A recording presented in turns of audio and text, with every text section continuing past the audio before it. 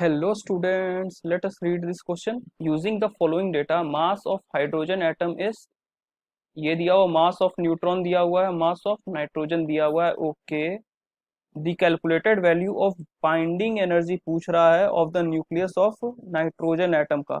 Okay, पहले ये बताओ न्यूक्लियस का बाइंडिंग एनर्जी क्या होता है. न्यूक्लियस बाइंडिंग एनर्जी क्या होता है? हम लोग का वो मिनिमम एनर्जी जिससे वो ब्रेकडाउन में चला जाए. ठीक, तो e minimum under which it goes into break down, यही होता है इसका डेफिनेशन. ठीक, आप रेफर भी कर सकते हो. चलिए आते हैं, मूव ऑन करते हैं अपने क्वेश्चन पे. ठीक, मास कितना दिया हुआ है? ठीक, मास ऑफ एन कितना दिया हुआ है? नाइट्रोजन, सफिक्स नाइट्रोजन आपका 14.000307 दिया हुआ है, यही दिया हुआ है. अब ये बताओ कि आप डिफेक्ट कैसे डिफेक्ट कैसे फॉर्मुलेट करते हो. हाँ, डिफेक्ट कैसे बताते हो कि अगर कुछ डिफेक्ट आया तो डिफेक्ट में आप यही बोलते हो, true value minus measured value. ठीक, यही फॉर्मूला लगाते हो, तो मैं यही फॉर्मूला आगे लगा रहा हूँ. ठीक, let's change the colour. Okay, nucleus nucleus of nitrogen, इसके पास क्या क्या रहती है? 7 proton plus 7 neutron. Correct, neutron. ठीक, तो मास डिफेक्ट कितना हो जाएगा?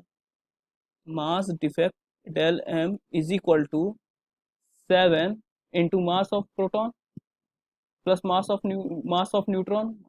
अगर यहाँ पर सब्स्टिट्यूट करे वैल्यू तो कितना दिया हुआ है जो नेट और न्यूट्रॉन का आपका.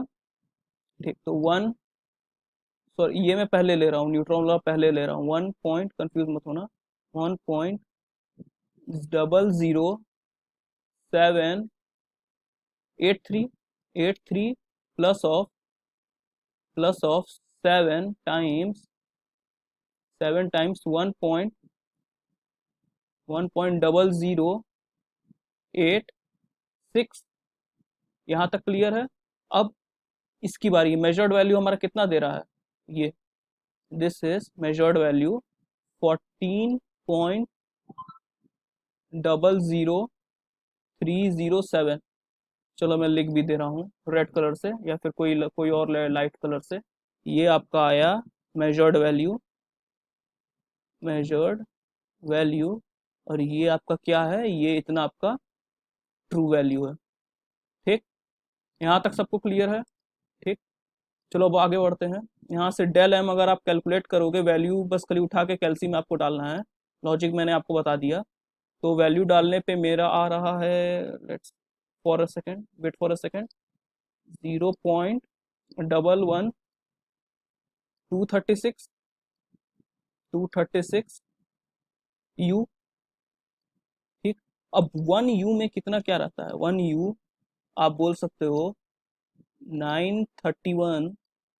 वो एक यूनिट को तोड़ने के लिए जो बाइंडिंग एनर्जी लगेगी वो 931 पॉइंट कितना, 5 MeV/c² लगेगी. ठीक, ये चीज क्लियर है? यहाँ तक क्लियर है? अब चलो और आगे देखते हैं. अब बाइंड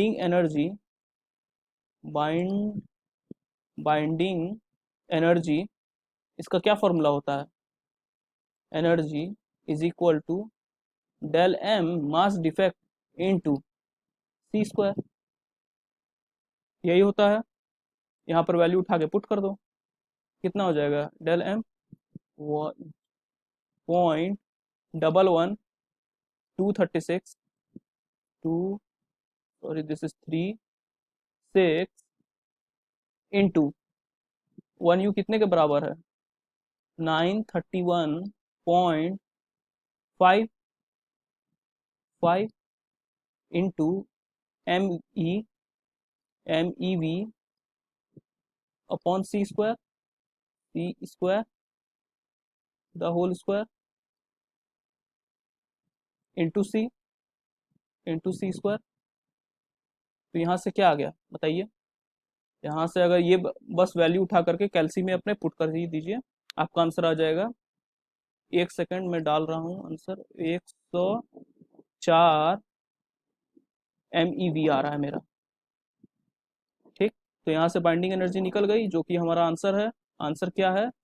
104। तो ऑप्शन कौन सा करेक्ट हुआ? Option C. So students, I hope you have understood the basic concept behind this question and keep enjoying and keep learning.